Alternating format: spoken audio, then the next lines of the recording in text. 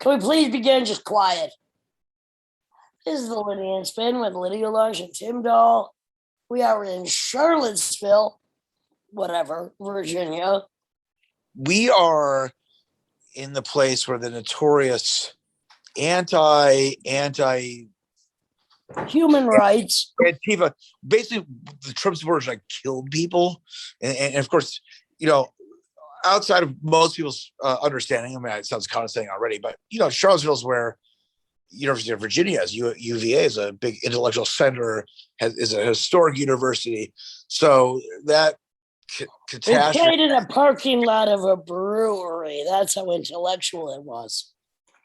All right. So we're on tour, and I'm just trying to give a backdrop of the city. But tonight we played in a parking lot, and we got paid pretty well. It was a good show. Well, in contradiction to that, I have a story I'd like to tell.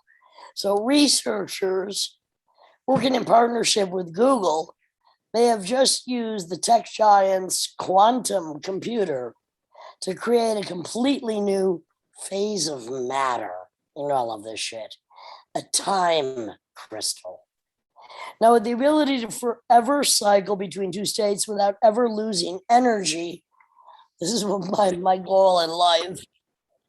Time crystals dodge one of the most important laws of physics, the second law of thermodynamics, which states that the disorder which we live amongst, or entropy, of an isolated system must always increase. So these bizarre time crystals remain stable, resisting any dissolution into randomness, despite existing in a constant state of flux. This is my existence, by the way. Now, according to a research article posted in July to the preprint database of ARXIV, scientists were able to create the time crystal for roughly 100 seconds using qubits, quantum computing versions of the traditional computer bit inside the core of Google's quantum processor. Now, this all may sound highly intellectually ridiculous, but the existence of this weird new matter phase and the entirety of the new realm of physical behaviors it reveals is incredibly, to me at least, exciting. Okay, so this was a big surprise, quote unquote. Kurt von Keersling, a physicist at the University of Birmingham in the UK, who was not involved in the study, but he told Life Science, if you ask someone 30, 20, or even 10 years ago, they would not have expected this. So time crystals are fascinating objects to physicists because they essentially sidestep the second law of thermodynamics, although we've already gone over that. But one of the most ironclad laws in physics, which states entropy, a rough analog for the amount of disorder in a system, always increases. But Google now, with this tendency of this new physics of matter, as of yet to have been invented until now, it's kind of reversing that status. It also sets the arrow of time with the past universe, which was always more ordered than the present. And if you're watching a video in reverse, for instance, it's likely to look strange. My life goes forward and backwards. I don't know about you, Tim. I'm just saying. Carry on with the time. I'll carry on. Did you hear about the reparations that the Germans gave to homosexuals? This is mad. It's interesting about progressiveness and obsessive victimization, and I would say I don't want to say too much about the Germans, but the fact that they're giving reparations to homosexuals is actually pretty impressive, actually, because the Nazis. Who were a lot of the leaders were actually homosexual. Turns out the brutality they gave to homosexuals is historically awful, and yet they're giving reparations. All right, let's get to something a bit dumber, Tim. Wait a minute, match that just happened that Donald Trump and his idiotic son, were promoting and speaking. Evander Holyfield didn't last a fucking round at the age of 58. Literally, he fell out of the ropes What was supposed to happen, according to Donald Trump Jr., that idiot, was that Donald Trump Sr., that idiot, was going to reveal information about Area 51, aliens, etc. Didn't happen. Evander Holyfield fucked himself out. End of story. This is just going between intellectual nonsense and idiotic nonsense. Just so Lydia. So for all you listeners, Lydia and I had agreed, because we actually have been touring with the van and we're playing concerts, that we weren't prepared for these like stories that we usually bring, and yet we're both trying to bring stories, and it's failing so miserably. I think we should just talk about. I think the best story was stories of ourselves in the last. The best story was tonight. A homeless man eating a croissant came to the front of the stage, who I offered not only a bottle of water to, but as we wanted to sing backup, he refused both invitations. This happens every night. It worked out grandly. It was actually really fucking awesome. Look, anybody eating a croissant who doesn't need a bottle of water, I'm already impressed. First of all, I don't eat croissants. Second of all, drink some fucking water. Just saying. Fair point. So what's been my slight anxiety on this tour is like, okay, I'm going into the red zone of COVID, and so far so good. The concerts have been great. The Dirty South has been great. A lot of masking in the Dirty South, actually, the last few days. So, I mean, the issue is this, Tim. We're sucking in the poison of hundreds every night. We've all been vaxxed. We know people that have been vaxxed, double vaxxed, and still got COVID once or twice. In my opinion, get vaxxed, wear masks, get COVID, get it over with. It's not a popular opinion, but I fear that we're all going to have it eventually. And I hope not twice, but maybe just best to frickin' get it over with. I don't know what to say. As somebody who rarely gets sick, I don't want anybody to be sick. There are people I'd like to die. They are dying. Those dunces who refuse vaccination and are Republican and basically talk radio hosts or politicians. But I don't even know what to say about that. Here's the other news. Norm Macdonald died. I don't know. Without ever talking for 9 years about his cancer. Yeah, he didn't. And you know, that's interesting when you have a terminal illness and you're a public figure and you don't want to reveal it. I respect that. I respect it. Yeah, because it's going to be more exhausting to even bring it up, right? You know, that's a guy whose persona was never about, at least the perception was never that he was about this like conspicuous vanity. Well, Weasel and I were just appreciating the most immaculate, even better than the original, Norm Macdonald's impersonation of Burt Reynolds. He was better than Burt Reynolds. I have one great animal story. There was this rumor that this duck in Australia was saying human swears. And people are like, this is just ridiculous. It makes no sense.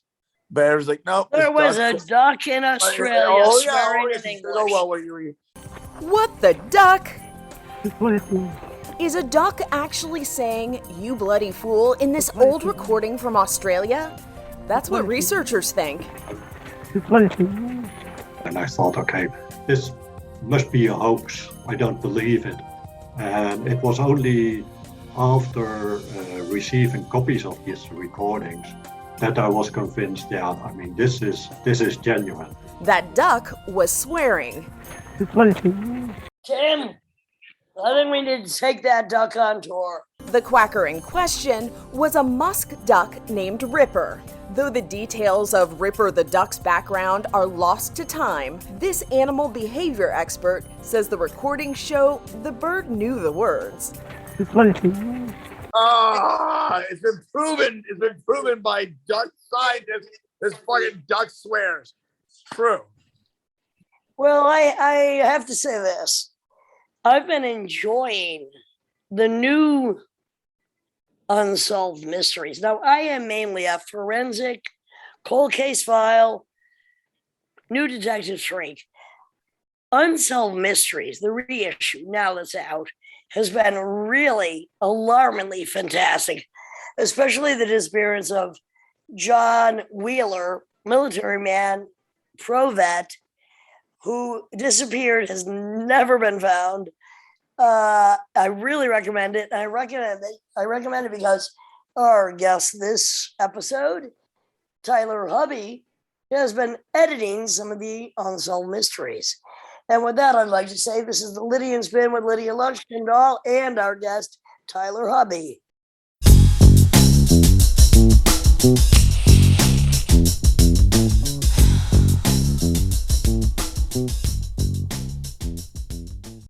This is the Lydian Spin with Lydia Lunchtendahl and our guest this afternoon, evening, morning, whenever it is, Tyler Hubby. Hello, Tyler. Hi, how are you? Thanks for having me. Well, Tyler, you're hard to pin, well, probably easy to pin down if we're talking about wrestling, but you wear many you wear many hats. You are a journalist, a photographer, an editor, a filmmaker, a documentary maker. You're doing it all, my friend. I do a lot. We met recently. You said it was for the second time, maybe the third or fourth time. But we met recently in Los Angeles, you, myself, and our producer, Simon Slater, had a great time. And you said we had originally met with Jack Sargeant, another guest we're having on very soon, who dissects films that people make. That's right. Yeah, and we had so many, again, just the bizarrety of how many connections we have, not only meeting with Jack Sargeant, a very good friend of mine for decades, but the fact that I taught at the San Francisco Art Institute, you went there after I was there. You're still friends with the professor that brought me, who had a connection to Tony Conrad, which is one of your latest projects, a documentary on the minimalist genius, Tony Conrad, which we'll go into in a minute. And then also you went to school with Bob Calhoun, who we just had on the podcast, and I just did a performance with. It's ridiculous. So welcome, my friend, by many degrees. Yeah, we seem to have a lot of points of intersection. We absolutely do. And actually, one of the latest things, one of the most recent things you're doing, of course, I haven't caught it yet, but it's right up one of my proverbial alleys, is the new Unsolved Mysteries you're editing. Whoa. I am. Yes, I was invited to be an editor on season 1, and it, I guess, was a big hit. So we're actually just started doing season 2 right now. So season 1, it's a revamp of Unsolved Mysteries? Yeah, well, that was the funny thing. I got this phone call. It's like, hey, we're looking for someone for Unsolved Mysteries. And I think the first thing I said was, that Robert Stack show from the 80s? Yeah. And by the way, I watch a lot of forensics that are from the 80s, 90s, 2000s. But Unsolved Mysteries is not one of my favorite ones, but I want to see the revamp, because you said like some of the episodes, like there was one on paranormal. I mean, it's all over the place, different subjects. And they don't have like a Robert Stack figure, do they? Yeah, it got completely reinvented. And it was really kind of also put forward by the production company that did Stranger Things, right? So they had a big hit with Netflix. And I think this was also part of their kind of 80s nostalgia. Like, let's bring the show back. So they actually ended up working with the original production company who hired me. So it's all the original people who did it, who are fastidious and dogged in their pursuit of these stories. I mean, some of these stories are years in pre-production as they just are trying to figure them out. And then they got to whittle down which ones they're going to choose. And they're beautifully photographed, and they just look really, really, really nice. And they're just, so and it's fun. It's fun. It's fun. It's a fun gig. Yeah. And instead of, like back in the old days, I think they did little 15-minute segments, and each one now is a complete 45-minute story. So it's like a half a feature film, and it's done in a feature documentary style. And is this your most moneyed gig? I hope. To date, yes. Well done. Congratulations. It's about time somebody's making money. Let's go back in history. That's what you're doing now. A lot of the female fans, especially of my Coven podcast and music, are all forensic freaks. So I'm sure they'll be investigating that. Let's go back in time. So you went to the San Francisco Art Institute, and what were you studying there? And was that the beginning of your, obviously you were creative before that, but what did you go there for? What did you study? I was there for film and photography. I had sort of a bumpy road getting there. I'd just gone to community college straight out of high school. Then I was kind of working in the service industry as a, slinging popcorn at a theater. And then I learned to be a projectionist, and the projection booth in any old cinema is the best place ever to really do drugs. Did you ever fuck up working in the projection Did you ever booth? fuck in the projection booth? Or, How about that? or either. Yes and yes. Nice. I hate the smell of cinema popcorn. It drives me insane. I want to vomit. I mean, it's an occupational hazard. I mean, I don't really go to movie theaters anymore. Well, COVID, but even before that, I hadn't been going for a while. But I remember, growing up, that'd be a classic thing where the fucking movie would get all snagged up, and there would be all like, you had to wait, and if it didn't get fixed quickly, people start throwing things. It would be like a real theatrical experience. We had two different cinemas, and one of them had an automated system that was an Italian projection system. And with it, we can go with like deep nerd on this, but okay, called this Cinemeccanica. The Cinemeccanica, and they always broke. Tim is a deep nerd. Go ahead, go. They deep always nerd. broke. So right, so this is like projecting a feature film, like a 35 millimeter film. You splice that thing together, and it's about 3.5, 4 feet in diameter as a big reel of film. And it's heavy, and so these old projectors ran like one giant reel on top and one giant reel on the bottom, and they always broke. And then we had like an old movie palace that had the changeover projectors where you'd where were you doing this, Tyler? This was in Palo Alto, right? Like, so this was near Stanford University. It's like, you asked me if I knew Eugene Robinson. No, but I used to see his band in high school. So, it just keeps going. I know. So that from that area, that South Bay area. And I was working there while I was going to community college. And I learned how to use this vintage movie projectors that had the old carbon arc lamp house that you'd spark up, and you have to be really, really careful not to electrocute yourself. And I had a couple close calls. It's such a great story. It's such a great story because it's like, I started in the mailroom as an intern. It's because you actually did start in the projection booth. It's such a great story about just the fact that we used to be able to, some of you who are employed, work your way up. Now I have no idea, but anyway, so you're going to community college, you're running the projectors that might brag, you're getting fucked up and occasionally fucking in. Do you remember which movies you screwed to in the projection? And I hope it was good. No, but I remember which ones I screwed up. I'm actually curious.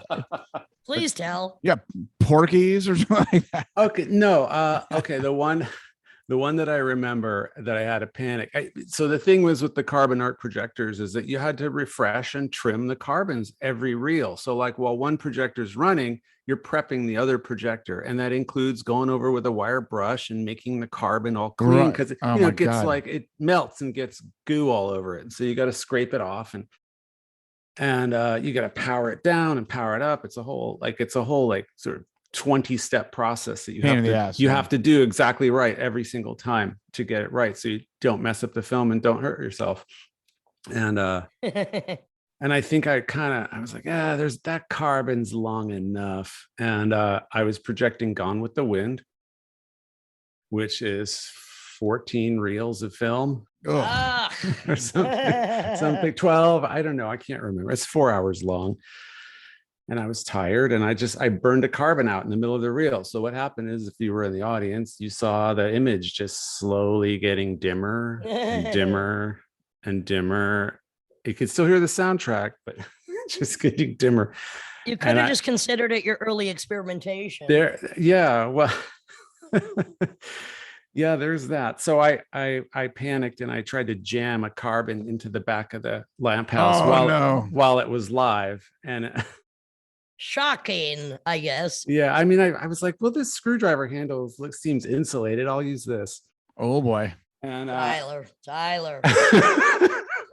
That's why I always went to the drive-ins, although I never ran a projector. I don't even like to project. I can't stand people that do either, but a projectionist is a different story. But it was a great gig. It was really really fun, and just really cool way to kind of be involved with history of cinema, because those projectors were old. I mean, the projection booth in that particular theater still had all the lead lining from when they used to run, the flammable silver nitrate film.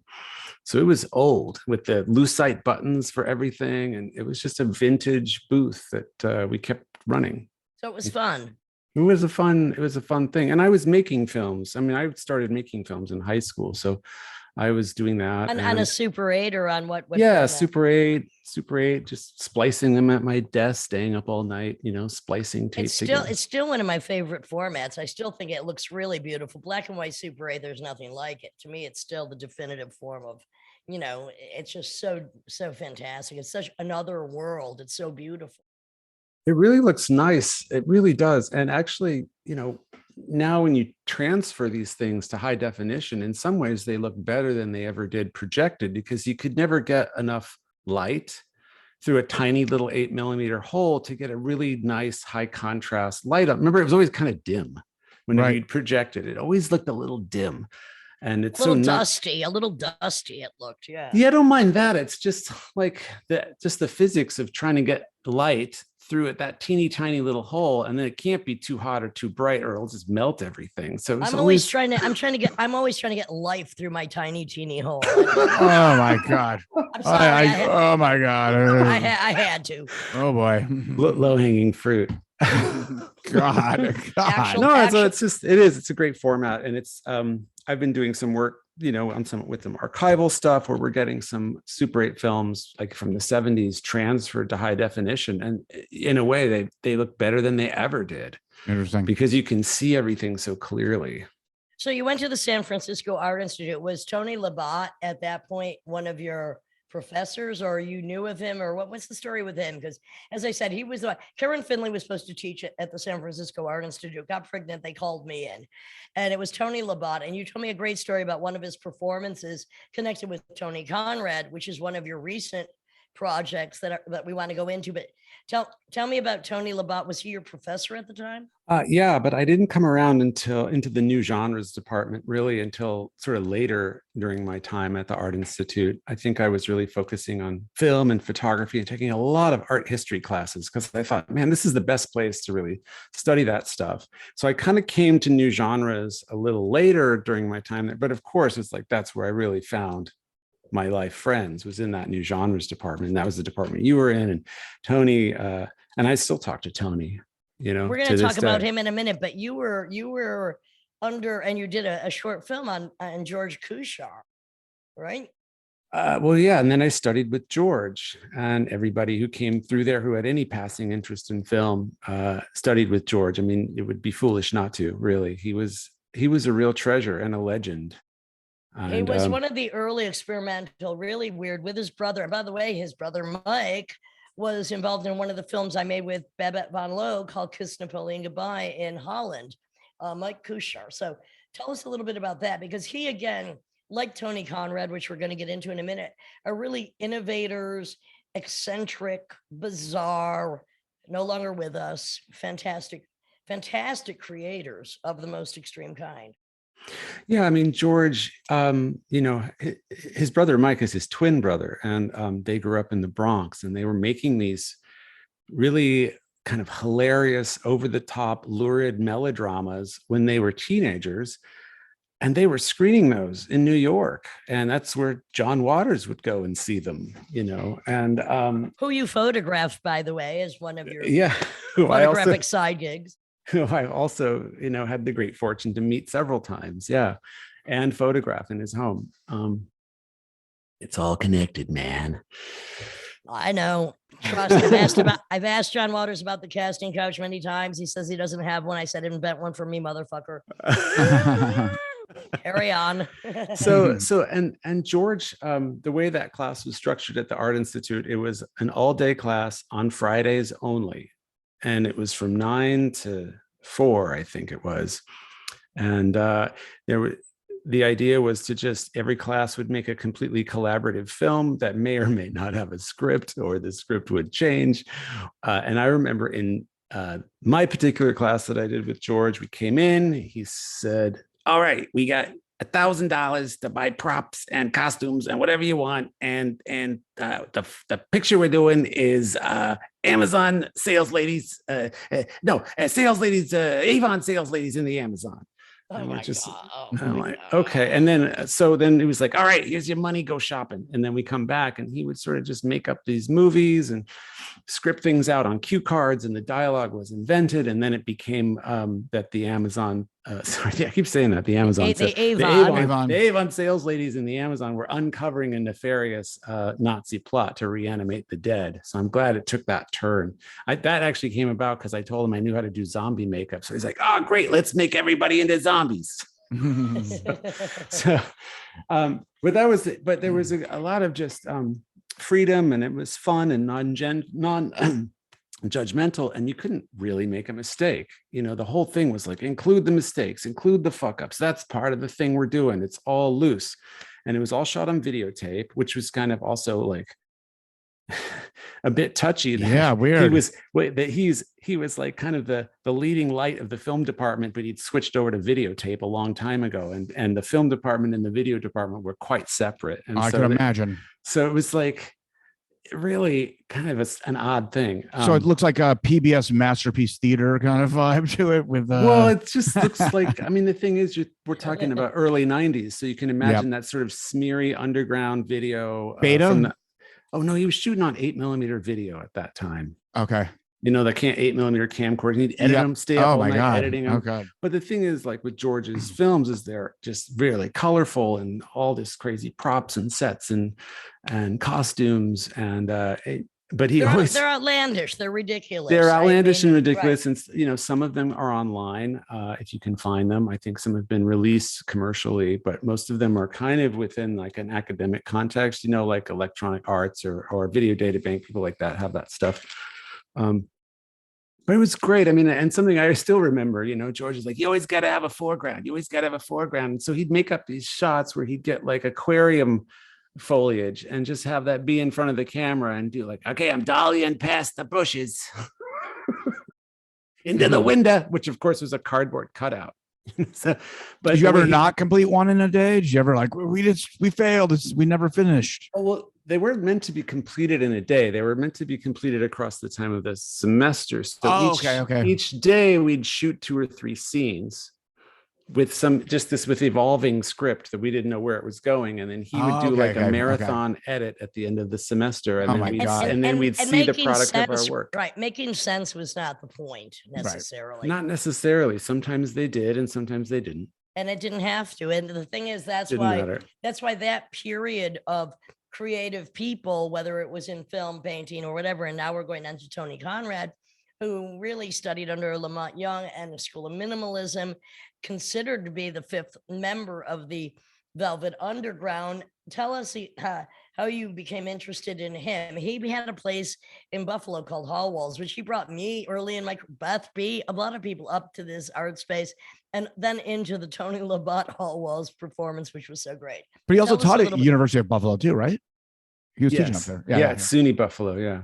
Okay. Tell us about Tony Conrad, because some avant musicians know very well who he was, but a lot of other people, they just have no clue. So fill us in and how you got involved in that. And there's kind of a reason for that, which I'll get to. So he kind of crash landed into my life. I was a student at the Art Institute, and a roommate of mine, a fella who I also met slinging popcorn at a movie theater for $3 an hour or whatever it was, told me that he was starting a record label with some buddies. And, it was interesting what he was talking about, the kind of stuff he was talking about. And I think it was with a 3rd or 4th release. He just said he wanted to reissue this album by Faust that was released in 72, 73 and went instantly to the cutout bin. It was basically a write-off. I have to interject because if you want to talk about connective tissue, I hung out with Faust 3 days ago. In Germany, in Germany, I did. I was hanging out with those guys. I've played at two of those guys. I played at their festival numerous times. James Johnson of Big Sexy Noise played with them. It's all connected. Go on, Tyler. Okay, sorry, I had to say. No, it's fine. So in the process of putting this record out, Jeff Hunt, who started this record label, Table of the Elements, sort of tracked down Tony Conrad. I think he figured out a way to track down Faust too. just because he was trying to see if these guys were active or who was doing what. What year And was that? This would have been in 93, I think this is. And Jeff found Tony Conrad in his faculty office at SUNY Buffalo. And, because what is this Faust and Tony Conrad record? And Tony said, well, actually, I've got duplicate master tapes of that. I requested backup master tapes from the session. I never liked the way they mixed it, et cetera, but I've got the correct mix. So Jeff kind of accidentally struck the mother lode and realized in the beginning, throughout this correspondence with Tony, that Tony was sitting on a lot of recordings that he had never released. And Jeff kind of knew about Tony because he was mentioned in the Velvet Underground book. And then we started, Tony was very active in the Lower East Side in the 60s. He was roommates with Jack Smith and eventually then John Cale. They lived down the hall from Walter de Maria and Piero Hellitzer and all these kind of underground scene people. And Tony was all part of that. And he was a math nerd. Right. Went to Harvard. Yeah, went to Harvard. And he would take the bus up from Harvard to hang out with his friend Lamont Young, whom he met in Berkeley when he was doing his, I believe, master's something in music, right? And so he'd come up and hang out with his friend Lamont, and then they would start playing together. And it's just sort of one of those things that evolved. And so he was very tied into this whole scene, and kind of, something we go into in the documentary, which was a big thing for Tony, was the falling out with Lamont and the sort of fundamental disagreements about the music they were making and how it was supposed to be represented and experienced. And it was you don't think that was just deeply upsetting for Tony? And you don't think that was just Lamont? I mean, it seems like everyone has a falling out with this guy. I mean, or was it just a philosophical headbutting was the real root? Philosophical headbutting was the real root. Yes, I've heard a lot of stories about falling outs, but Tony put a lot of time and effort into that work, and it was very frustrating for him that Lamont would never release it or allow it to be heard. And he had a fundamental understanding with Lamont that there was no single author behind this music, that the philosophy behind the music was there is no sole composer. We are all co-creators of this music that we are making together. And they rehearsed for hours and hours, day upon day. Like I do epic sessions of just doing these drone sessions for hours and hours and hours. And I've heard about the types of drugs that were consumed, but I can't recall them right now. But and they did this for hours. So there was it was almost a very religious type practice, right? Like they would just do this stuff. And Tony was the one who brought in a lot of these understandings of microtones and all these harmonics, and kind of moved Lamont's playing away from a kind of more like a free jazz thing. And Tony was the one who put a pickup on John Cale's viola, because that was the whole thing, was like, we're not miking these string instruments. I'm going to put a pickup like an electric guitar and put it on our string instrument so we can get distortion, feedback, we can play all that harmonics, we can amplify it. So Tony was really interested in the math behind all of that. And Tony was also the guy who operated the tape recorder. So he also felt a lot of ownership over making these tapes. And the fact that stuff became unavailable to him was deeply frustrating. It had, I think, a lot to do with why he left the music scene, right? Because here's this guy, we're understanding these compositions now, but as that minimal movement was coming up in New York, like in the late 60s, early 70s, Tony had already left. And he decided to go be a film teacher at Antioch College, and then eventually up to Buffalo. So he completely kind of dropped out of that scene. He continued making films, but he just sort of stopped publicly doing anything with music. But he was doing a lot with music privately, and tracking and recording and making tapes and making good quality tapes that he preserved. And when Jeff Hunt started realizing what he had accidentally stumbled onto, it became very apparent that this was a huge find, that Tony's music and composition and just his whole, as Jeff used to call it, his performance idiom was unique and groundbreaking. Right. Inspired a lot of people after that. I mean, especially his composition versus anti-compositional concepts, whether just going into the zone of drone in these endless hour-long, rehearsals, so-called. And so he really was pushing on so many different levels, new concepts that then started to be caught onto decades later, as often happens. So now this is the early 90s. You find out through your roommate about Tony Conrad. Now, tell us about how the documentary, which was released in 2017 on Tony Conrad, came to be in your hunt for the master behind this bizarre musical mission. The story picks up right where we stopped, right? So Jeff is putting this record out. He's starting to get a stable of artists to release on Table of the Elements. And it's in April 94 that this showcase it's a 2-day showcase that's being put on in Atlanta, Georgia. And it was Faust that was there. Tony was there. Tony did a performance with Faust on that tour, but not there. Michael Morley came over from New Zealand. Keiji Haino was there. Some of these people, was their first trip to the US. AMM was there, the British improvisational trio. And it was this 2-day festival. And as Jeff was putting this whole thing together, I said, this is amazing. Who's filming this? And there was a pause and he looked at me and said, aren't you? Panicked, and then I thought, well, okay, I guess I have my marching orders. And I figured out I could shoot all this stuff on high-8 tape, and I'll just rely on local people to bring their camcorders to shoot the B and C and D camera, and but I just need a lot of tape. And Jeff Hunt and I actually had become friendly with the producer Henry Rosenthal in San Francisco, also known as Hank Rank, the drummer of Crime. And he was getting into film production and was doing stuff with John Jost. And we just showed up at his doorstep and was like, we need money today. If you don't give it today, we're leaving tomorrow. If we don't get, history will be lost forever if you don't give us $500.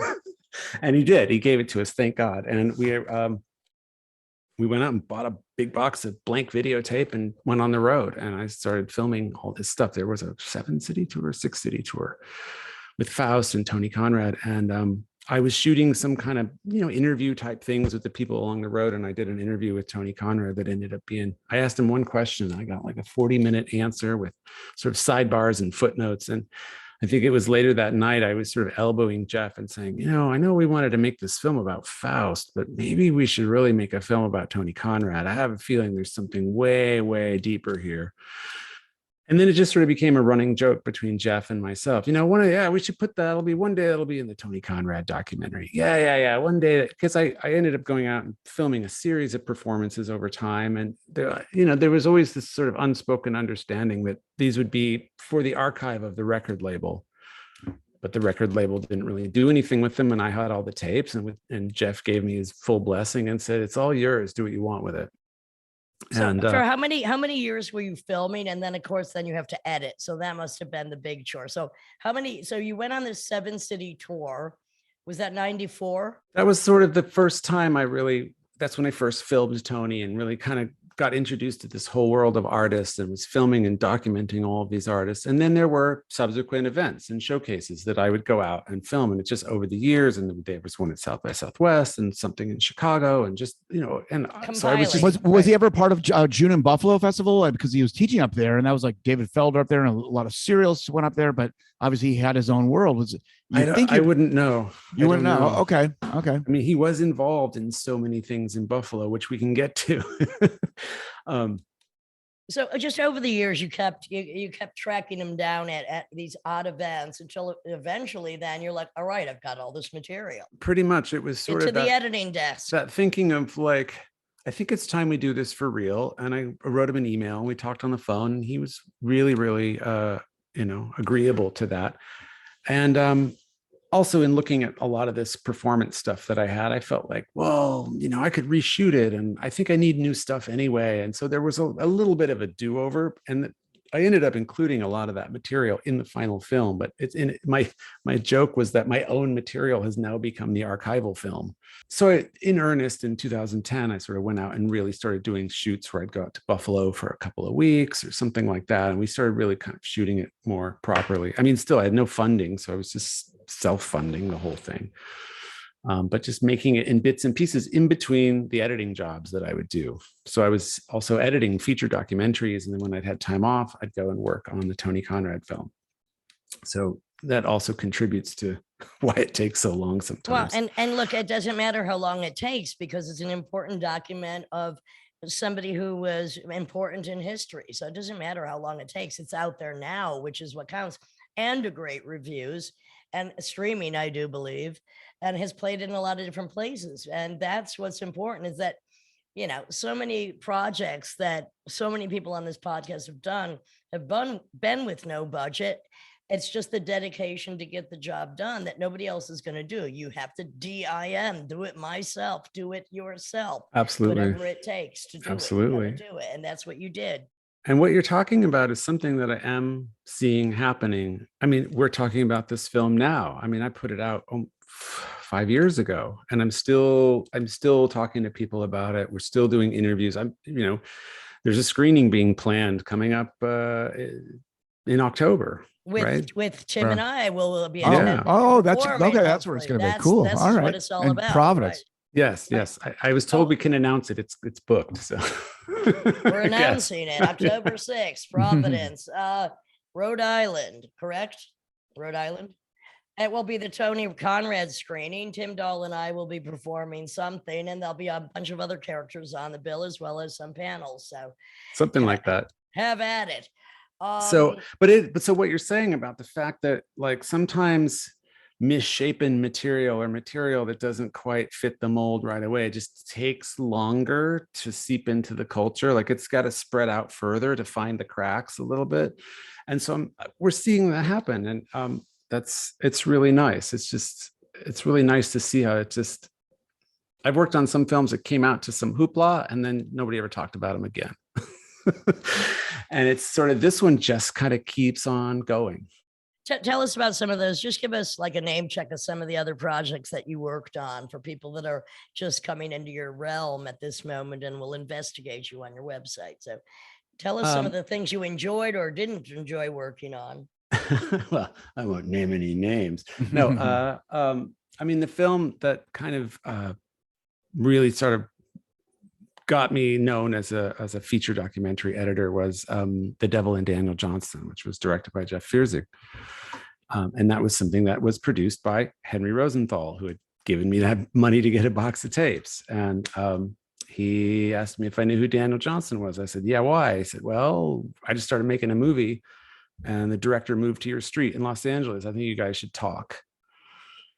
And so Jeff and I talked, and we started cutting that movie. That was a really long process. It was 2 years in the edit room, like 600 consecutive days in the edit room. I mean, a lot of the times these edits, like documentaries take years, mostly because you don't have all the funding, or everyone's got to stop and go work a day job, or everyone, they're being done in the margins of other things often. And especially when there's such marginal subjects like Daniel Johnston, but it's still an important documentary to get out there just because of the span of his existence. But this film was fully funded. We just kept going and going. We didn't stop for anything, and we still edited for 2 years. And you said so much raw material. Is that what it is? Or you guys were just not agreeing on it? No. It was really about the stylistics of it, about like, how do we present this thing in a way that's kind of new and different and interesting? And we were doing things with mechanized props, that were like on motors and full on animations, 3D CGI and stuff like this for a documentary in 2003 when we were editing it. Seemed kind of exotic, but we were trying to just come up with different visual tricks or tactics or something elements that would also be really immersive, because a part of the whole thing is with Daniel Johnston is like he's living in this other reality kind of all the time. And so we were just like, how do we play with that? How do we one of the techniques actually was to film recreations only from his point of view. So it's super immersive, but then also developing different ways of how do we present the photographs, or how do we present this scene, or maybe this should be animation. And so we really went for this kind of approach of like, let's almost try every kind of technique we can, because we can. But it's time consuming and expensive to do stuff like that. But it exists in history, and it's an important part of a very alternative history, and it's out there still, and people are still just discovering it. So people are still discovering it. And it's really interesting. It's like it played at Sundance, it got an award there, it got picked up for distribution, it came out in theaters a year later, and nobody went. Tell me all about it. Right. Well, people are going to my documentary. The war is never over. The only person that's knocked on my door so far is Jerry Stahl, and that was the backstage door. Tony Labato was a professor at the San Francisco Art Institute, a real wacko. Tell us about that performance you told me about under the auspice kind of Tony Conrad. You tell me that performance at Hall Walls that a professor did. I don't know what year it was, but I love the idea of this performance. Well, I mean, this is all getting a little like Game of Telephone, and I'm going to probably have to omit a few key details to not incriminate anybody. That's okay. So, but I'll give you the gist of it. Gist me out. Go ahead. The gist is that Tony Labatt was at Hall Walls to do a performance, and people showed up at Hall Walls, and I don't know if there actually was an on-site performance, but there was a lot of milling around and what's really going on, and a big old tour bus pulled up, you know, not like a rock tour bus, but like a bus, but like a cross-country bus kind of thing. Like, okay, everybody on the bus.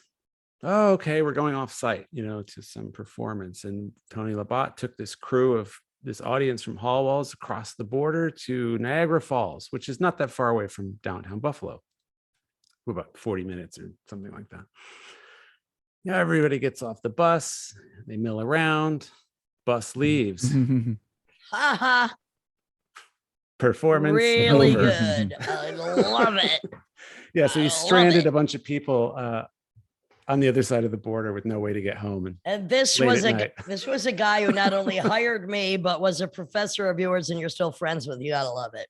Yeah, he just recently retired, and he's back in Florida, and I think he's probably going to be leaning into his personal practice a lot more. I mean, do you know where he is in Florida? Tim and I will be there soon. I don't know exactly, but track him down. Off mic, I can give you his number, and you can track him down. I will. I'll personally do that. But you've also done a lot of photography. I like the ghost photography of these skeletons. I was just at the Mutter Museum in Philadelphia. Oh yeah. So fantastic, of physical anomalies. I used to get their calendars, but I've never actually been there.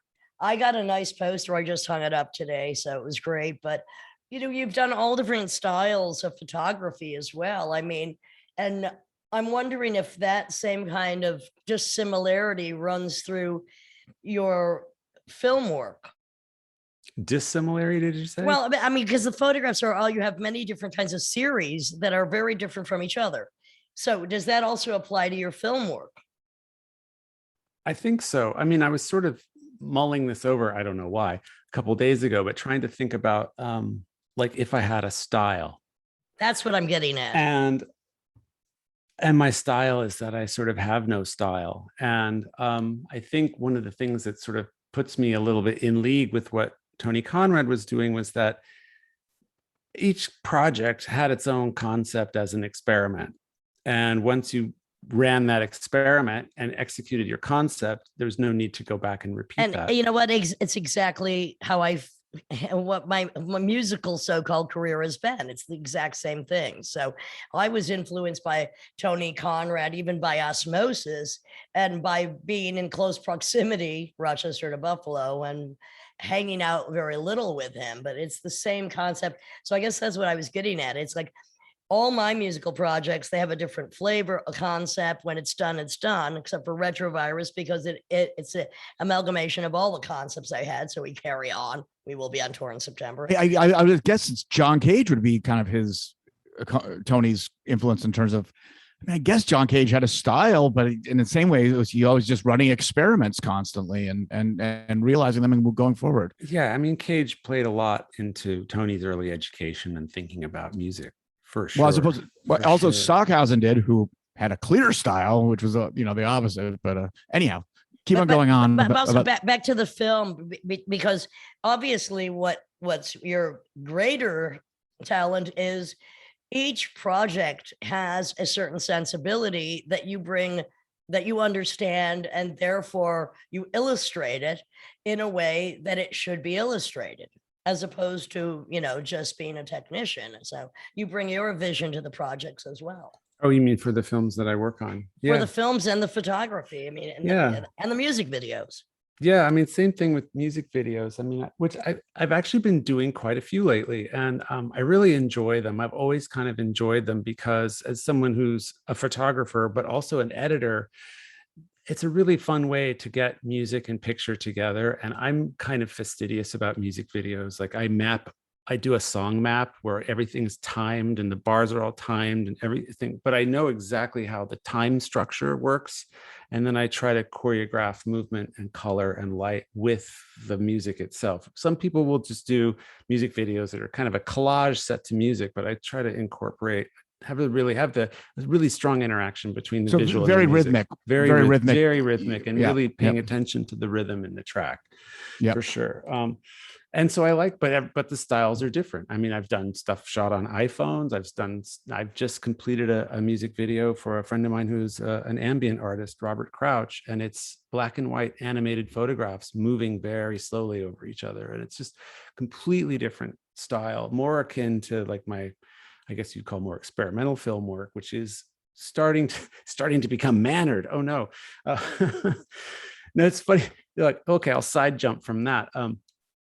Going back to Tony Conrad, when he had done The Flicker in 1966. And just explain what that is to those that don't know. It's really the film that kind of announced Tony as a filmmaker, and it was a byproduct of an accident. He was living with Jack Smith at the time in the Lower East Side. And by the way, Jack Smith is also an underground filmmaker of the most bizarre kind. Yeah, very influential. Flamboyant and wild. And here was Tony, who was a lot more buttoned down, but really interested in what he was doing. And so Tony figured out how to hack a projector, take the lens off and slow the frame flicker down. And so Jack Smith would do these performances under flickering light to emulate old movies. Right. This was like the thing. And then Tony kind of took it further, going, well, I don't want to sit here and have to operate the projector all the time. But if I made a film we could play, then the flicker rates could change and da da da da da. And then you could just put the movie on and you'll have the same flicker pattern every time with all the speed increases and decreases. And so he set about making the flicker, and then it ended up becoming this film unto itself that was just an experience unto itself. And I premiered it at like the New York Film Festival or something in 1966. Did it cause any epileptic seizures? It did. And there's a great picture of him and being interviewed on the stage at Lincoln Center, and Jonas Mekas is in the front row holding up his tape recorder. There's a great photograph of that. And people had migraines, epileptic seizures, all kinds of stuff, because it is a flicker rate. And he had to put a warning on the top of the film. It's kind of the opposite of the Dream Machine, but in a similar kind of conceptual, realm. Well, it's taken a lot further than the Dream Machine, because he built all of this modulation into the flicker rates. And there's a soundtrack that's rising and falling. So it's a much more immersive brainwave kind of fuck with your brainwave situation. And, people used to joke it's a visual and acoustic trip, basically. Yeah, and you can watch it with your eyes closed, like a Dream Machine. I've watched it eyes open, eyes closed. They're both different. I get better colors with eyes open. How'd your third eye respond? Actually, the third eye was quite peaceful during the whole thing. Very good. So he comes out with the flicker, and one of his artist pals, and I don't want to say who it was because I might be getting it wrong, but one of his artist pals says, hey, you should do an edition of these, and like one in yellow and one in red and one in orange. Because one is not enough to cause epileptic seizures. And I think that was kind of a pivotal moment for Tony, because he realized then and there he had no interest in being careerist about making art, because that obviously would have been the careerist thing to do, is like find your thing and then squeeze it to death, get additions and variations, and just do a Warhol? Yeah, at the time, yeah. That's what, and Tony hated Warhol. Yeah. So did I. Do I? And I have my own reasons. And that's kind of when he was like, no, I don't want to do that. And Tony there's some quotes in the film where he talks about being gravitating towards like hopeless endeavors. Like, oh, this is like the worst thing I've ever seen. This is what I've got to do. Right. Cool. So he was anti-careerists, anti-capitalist in these ways that hadn't really been named yet. But he figured he could work 1 or 2 days a week stuffing envelopes as a temp job, and that would pay his rent. He was paying $25 a rent, $25 a month for a large loft apartment, and he figured he could split the rent to $12.50 if he got a roommate. And then, we're talking the 60s on the Lower East Side. And then, you know, stuffing envelopes for a couple of days would pay that rent, and the rest of the time they could just hang out and make art and make music and steal film like Jack Smith would do, you know, steal movie film. So it was just, I mean, there was that. I think that's something about, so we're talking about like experimenting, working with a concept until you're done with the concept and coming up with a completely different concept. And I don't know that I've actually done that consciously, but you bringing it to my attention is something, you know, and I've been looking at it recently, like, yeah, I look schizophrenic as a photographer in a way, because I always say I'm a musical schizophrenic. It's, to me, that's what we are. Yeah, it's like, is this guy doing like monster shots or beauty photographs or miniatures or what? What are these skeletons? What are these hands making weird movements? I'm glad you like the skeletons. That's newer work that I've been playing with. I'm obsessed with cheap Halloween decorations. Like, it's whoa.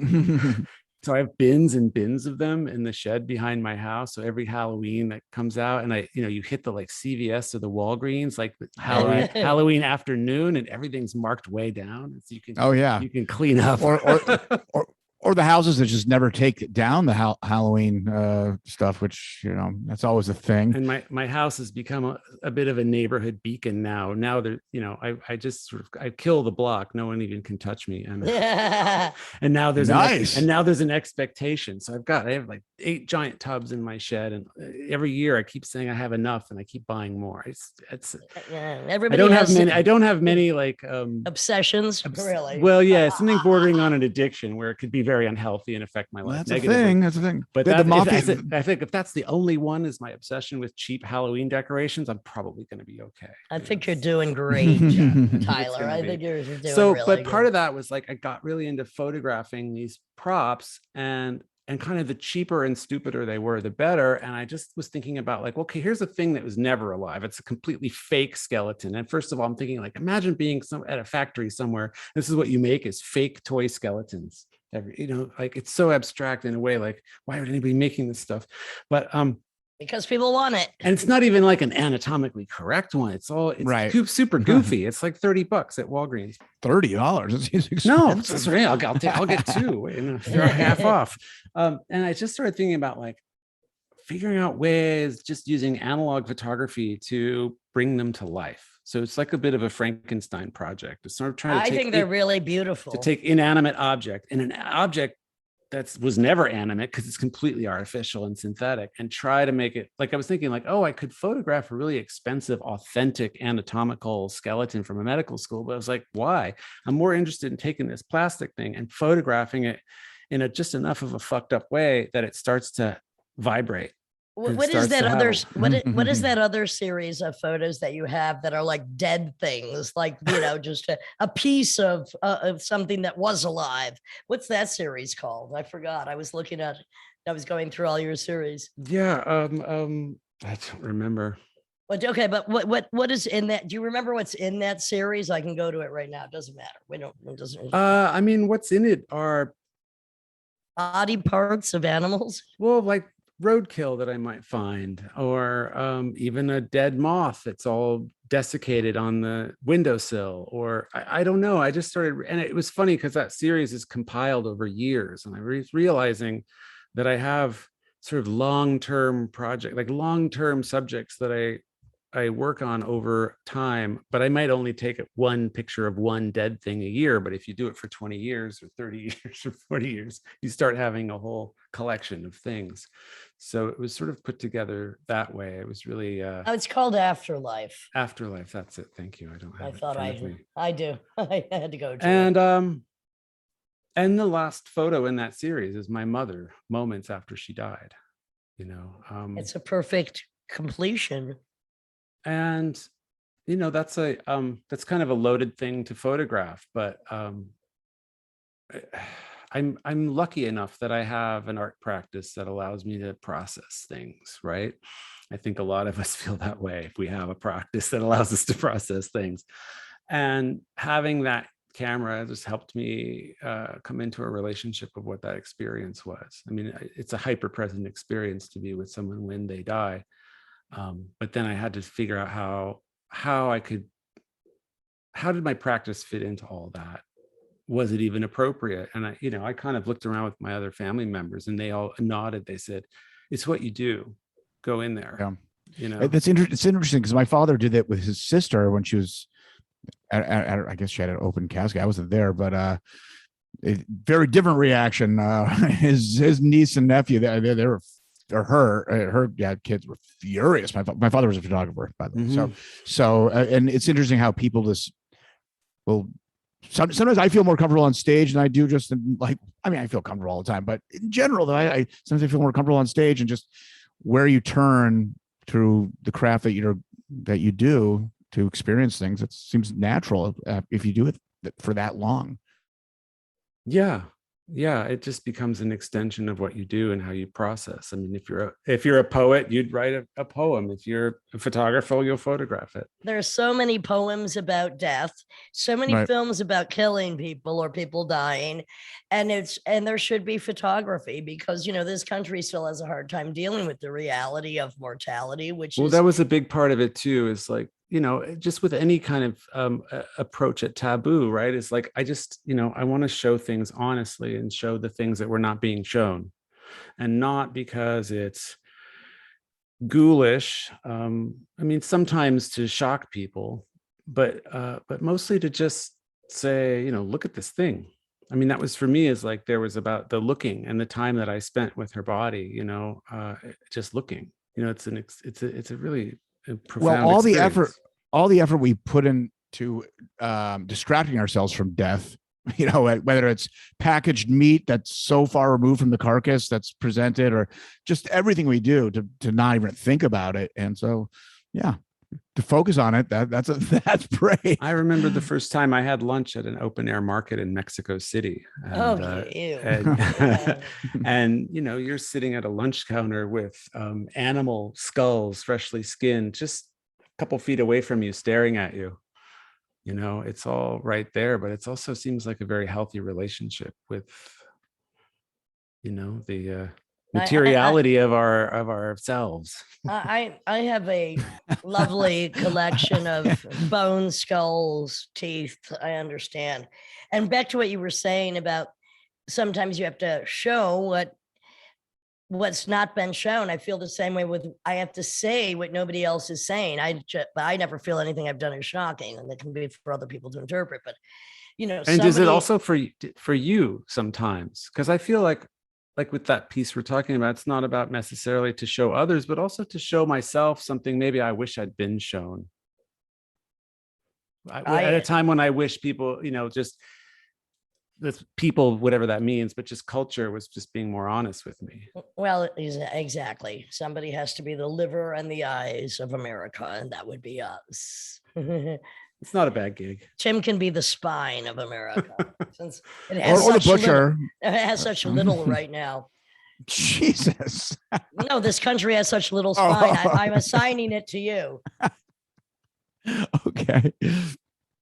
Anything like way in the horizon that you haven't brought up? Any projects or things that you can mention that maybe without giving it away? Sure. I mean, I've actually got a couple of short films that are out just now, kind of doing the festival circuit, and like this music video that I mentioned from my friend Robert Crouch, in a way complete this sort of city trilogy that I was sort of consciously, unconsciously working on over the years. But it's a series of black and white films that are experimental films that look at city architecture, life, culture, stuff like that, and they all fit together as a kind of a nice trilogy. And that's just been kind of coming together as just a nice personal project. It's no, it sounds like you just keep yourself so occupied. I mean, do you have a social life, or you just work 12 hours a day? What do you do? What's your typical day look like? Well, I mean, I am married and I have a son, so I'm pretty. Okay. You're raising a family. I'm raising a family. I stay home a lot. I have a home studio here in Los Angeles that's big enough, and it's big enough for photography and video and film work. And I just keep busy in here. And part of it's just a little bit like we were talking about, like tending to the several little gardens at once and just letting them grow at the time they need to grow. So, I mean, like, it seems like there's lots of stuff going on, but these projects maybe have been percolating for just forever, and it's just, you just drop, you just roll one rock down the snow hill and that will snowball. And then you roll another one and so sometimes they all kind of, the harvest is all together, which is kind of what it's feeling like now. I've got another music video coming out for some friends, a young band that I worked with, which is really, really fun. We shot the whole thing at 1,000 frames a second. It's sort of my joke for the concept. I was like, oh, it should be a Disney princess killing herself in slow motion. So, and they like that. So there we go. The same way that films, sometimes you can work on them for years, or they take years to come out, or they take years to get to the fruition, the final stage, and then take a few more years for people to discover them. I mean, it's the same sometimes with music, which is why, both you and I mean, we do photography, we do journalism. We're basically jugglers of various kinds of arts because some are more expedient than others. I mean, photography is far more expedient than making a film or trying to release a record or, which is why I do it. I mean, photography for me, because I did study both in school and kind of learned filmmaking and photography at the same time, but felt that I was truly a filmmaker. I really wanted to focus on that, but I always have kept photography alive as a personal practice, constantly, because it is a thing I can go out and do. And in a day I can have results and feel like I got something done. Sometimes working on these films takes 1, 2, 3 years just to get a film out. And it's a massive undertaking, especially doing documentaries and editing. It's just, you're writing the thing over and over and over and over. And it takes a lot, of stamina. And sometimes I just want to refresh my brain and do some fresh work. Snap a photo. Yeah. Technical question. With analog photography, what cameras do you use? I still have my Nikon F1. Nikon F? Oh yeah, sure. That's what I thought. Okay. But well, I don't want to give away my secrets. No. All right, you don't have to. No, it's fine. I shoot a lot of medium format. I have a couple of medium format cameras. That the series that Lydia was talking about was all done on medium format.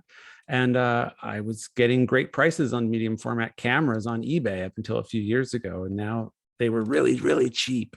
You could get like beautiful whole kitted out medium format cameras for like $400, and now can't anymore. Back to what you were saying a minute ago. I mean, it's the same reason that spoken word, I still continue to do it, because it is like the same way that you can snap a photo and you have it, or you can see it really quickly. I can decide to do some spoken word and there's only me involved, and you can do it right then and at the time. And it's the same reason why we continue to do this podcast, is because it's an immediate format, when both Tim and I have been working on various projects our entire life, some which take forever to get the attention or the release that they deserve.